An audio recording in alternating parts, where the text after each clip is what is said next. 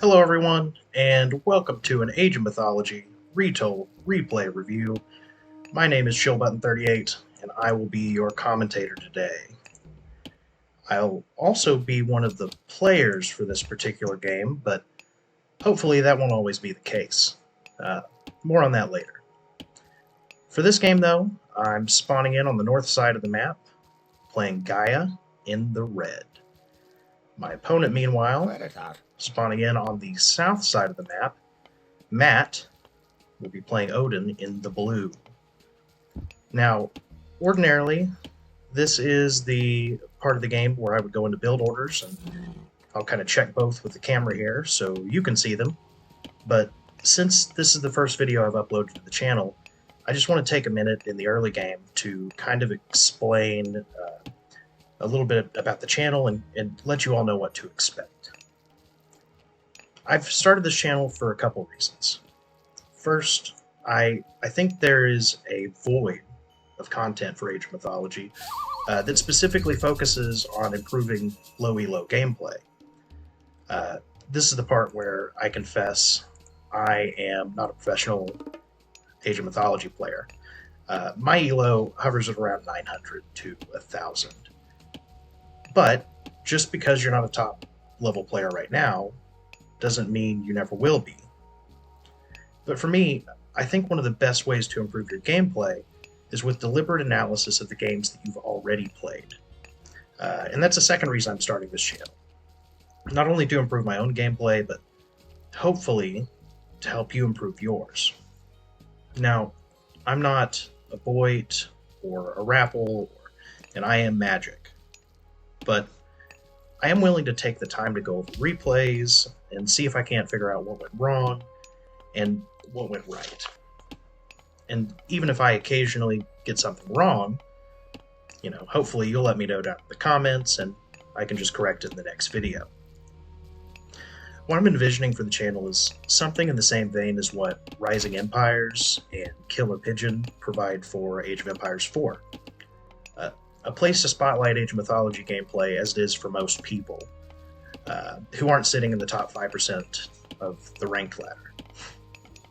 While there's definitely value in watching pro-level gameplay, I love watching all of the casters that I've mentioned thus far, for instance. I've just found that it doesn't necessarily translate cleanly to my lower elo games. But hopefully by reviewing gameplay of people you might actually run into on the ladder, we'll have a better idea about what to expect in our own games and how to counter it. But anyway, enough about the channel for now. Let's check in on the game and see where our age ups are at. It looks like Odin, Matt, has not quite clicked up yet. I've pre-queued Oceanus. Want to get the Bite of the Shark Millos. Matt, meanwhile, he has clicked up with Freya. So probably expecting to see some cavalry coming out here soon.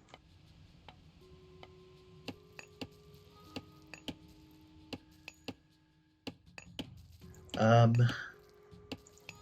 my eco guild coming down a little late. With Gaia, you really want to get this down early. She has access to eco techs and age early, and also they're considerably cheaper. With this eco guild timing, see, he's already queued up his pickaxe, his hand axe, and I am just now getting everything queued up. The other problem I'm seeing here is that I just clicked up 4 techs in this one building. In eco guild, it's 30 wood, it's 9 gold. I could afford to drop another one. Doing so would get me, obviously, my techs faster, and it just prevents these resources that I'm using here being stacked up, not really doing anything for me. Matt, meanwhile, his eco is looking pretty decent. I've got a bit of a lead on him. Looks like we had some idle time on the TC. And also, we're going pretty heavy on the dwarves. I'm a dwarf enjoyer as well, but I know you're going to need a lot of gold for this Oh, well, there's the Great Hall, but it's opened with a longhouse. It's not what you tend to see with Odin play, but I know you're going to need the gold for the cavalry that's inevitably going to come out, but I just think that might be a little heavy on the dwarves, right? Because right now, you're really struggling for wood, and I see you're trying to get these production buildings up. Um, you know, it may be worth skipping a couple of these dwarves and going for a couple more villagers to get that wood, so you can get your production buildings out. Because at this point in the game, I'm already expecting. See, I've got 2 barracks out, training up Milo. I'm already expecting something to be coming. So Matt's just a little bit behind on his timings here. And see, we've been talking this whole time. My last ecotech that I've queued up has still not come through.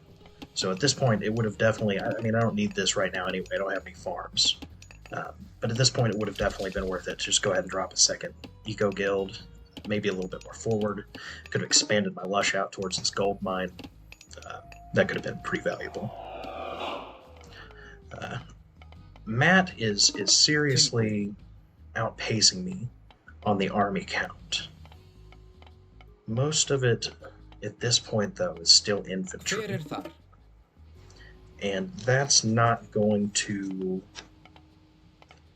be ideal going into my comp of Mermillo. Specifically, because these Mermillo have Bite of the Shark. That's one of the things that I get from going Oceanus. Oceanus is going to do 2 things for me.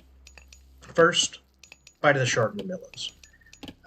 It's an upgrade that grants them bleed damage when they hit enemies. They're already pretty decent units against the Norse, even without the upgrade, because they have such high hack armor and damage. You see, 7-3 and 40%. If we look over here at the Norse troops, they outclass the Berserk, armor and damage. They outclass the Herser in armor, not damage. They outclass the raiding cavalry in both. So, I mean, this is a really solid unit to make against the Norse in my experience. Obviously, if there's a more specific counter to what they're doing, you want to do that. But seems to be working out right now for me. The other thing that Oceanus gives me is the Caladria. I don't know where. There it is. No, that's a bird. I'm not sure where mine is right now. I know it's out. It's got to be here somewhere. But the Caladria is a flying healer. And what that's going to... There it is. And what that's going to mean is, because that is the only myth unit that I'm effectively getting from going Oceanus, is that all these Herser that he's got, they are not going to get any bonus damage in against my army at all. Because they're good against myth units, and my only myth unit at this point in the game is a flyer, which they cannot hit. So,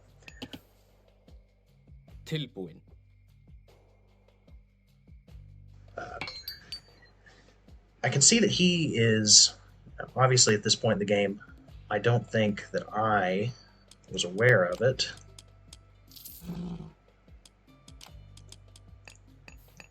Yeah. No, I didn't know about this yet, but he's trying to move around the backside and get some damage in. Unfortunately for him at this point, I don't have any... I don't really have any resources that I'm gathering around this backside, so if he wants to do any damage, he's got to come underneath these towers. All of my whole economy is under this tower right now. And see, he's coming in the back. I notice it. Pop the villagers in, and I'm going to give chase with my Mermillos.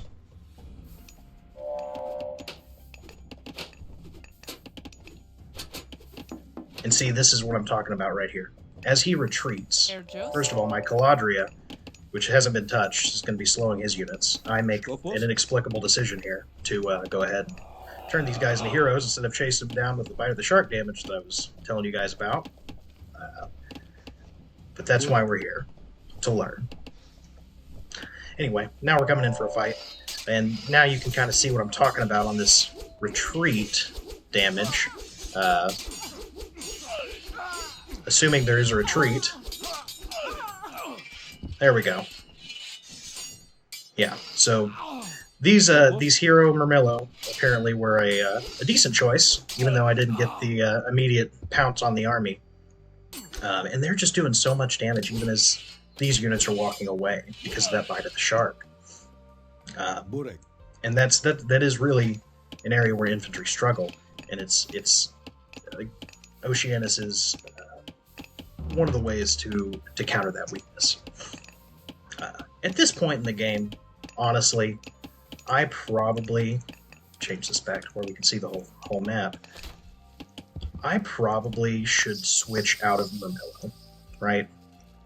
I see that he's going cavalry. I saw the cavalry in the last wave here. I know that he's Odin. He's going to want to go cavalry.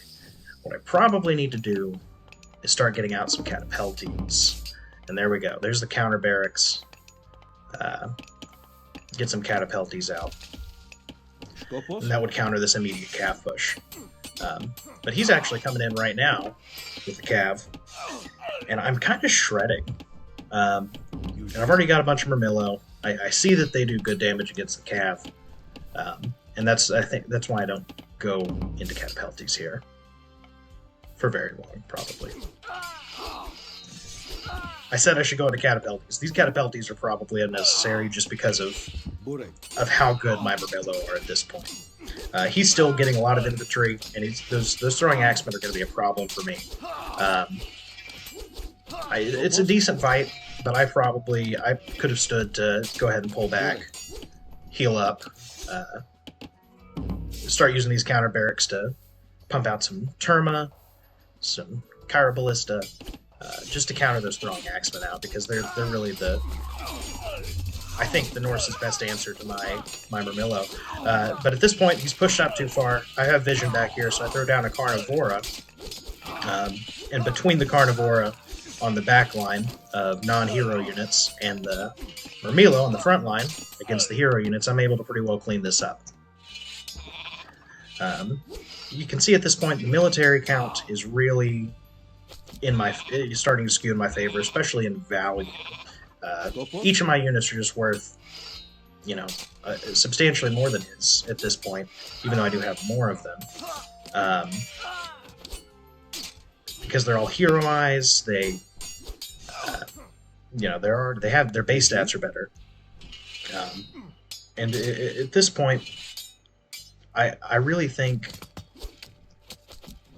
the game's not over here, but what I think Matt needs to do is probably fall off of this position, back into his base, and start, building up some more barracks. We don't have a ton of wood, but we have enough wood to throw down a couple of longhouses, get some more throwing axemen out, because at this point, all he sees are these Murmillo.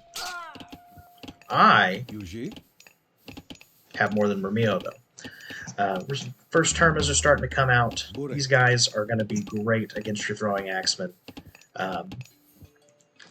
It's super important to know your counters, right? And for some civs, it's easier than others. But in any case, no matter what civ you're playing, no matter what unit you're against, you can always check the info. Okay. Tooltip. There we go. Check the tooltip. It says mounted javelin are only good against other ranged soldiers. You can also check stats here, and you can see that it has a damage multiplier against ranged soldiers. So anytime you can, you're going to want to be utilizing these counter units. I've pushed down the forward great halls and starting to go in on these forward longhouses. I see a lot of Norse players do this, where they build their production buildings kind of forward, away from their base, and just leave their base, pretty barren, just eco only. And I understand the intention behind that. It's to reduce the walking time for your reinforcements, so that you can get a lot of damage done on the on your opponent. But I mean, you're seeing here kind of the problem with that is that if it works really well. But if it doesn't work, if you don't get enough damage in on your opponent, if you can't get them at a villager deficit and a military deficit, you're going to get pushed off the position, and it's going to be GG. Let's take a look at the graph here. So, Matt had the advantage for a significant portion of this game. And we kind of saw he was trying to get some damage in, going around the back, looking for villagers to hit, but just wasn't able to find anything that wasn't under a tower. This dip right here is that first little encounter right outside my base, and then we have kind of a buildup of forces.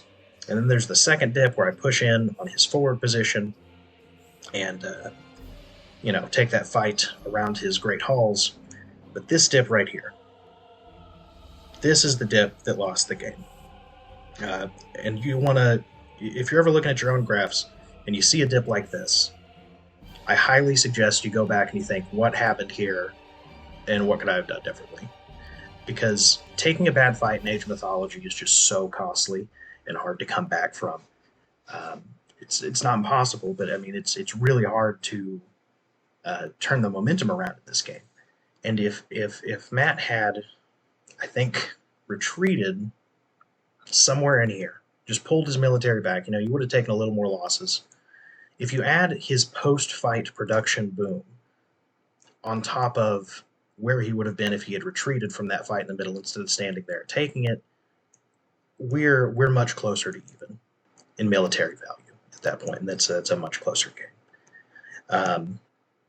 So, takeaways from this game. For me, I think I did a decent job countering out his units, getting the Terma out to counter the Throwing Axeman, getting the Chiroballista out to counter the infantry in general. I took some good fights. Really taking good fights in this game is often decisive. The things I could have done better. I need to try not to stack up production in these buildings. I had like 6 Mermillo in queue up here at one point. That's way too many. I need to build more barracks if I have that many in queue. I need to not stack up techs in my eco guild and be able to build a second eco guild out here. I need to manage my villagers a little better. Here towards the end of the game, I've got 10. Oh, that's a hero too. Oh no. Yeah. Better villager management. Always better villager management. Anyways, that's all I've got for you today. I hope you enjoyed the video. If you did, please consider leaving a like and hitting that subscribe button. It's really the best way to help the channel grow. And if you'd like one of your games to be featured in my next video, leave a comment below telling me a little bit about the game, what gods were played, and who your opponent was. And if I'm interested, I'll look it up on AOM stats and grab the replay there. Until next time, everybody, good luck, have fun, and I'll see you in the next game.